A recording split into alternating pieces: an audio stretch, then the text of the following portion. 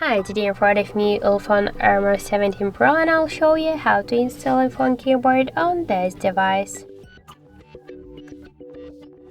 So let's first open the Play Store application and in the search bar enter the green Apple keyboard. So now we should get this application, that's why tap to install and wait a couple of seconds. Then tap to open the app and click Enable in Settings. Now near green Apple keyboard, click once on the switcher and tap twice to OK. Then just go back and click to switch input methods. Here you will see here we should choose our input method, so switch your current keyboard to the green Apple keyboard.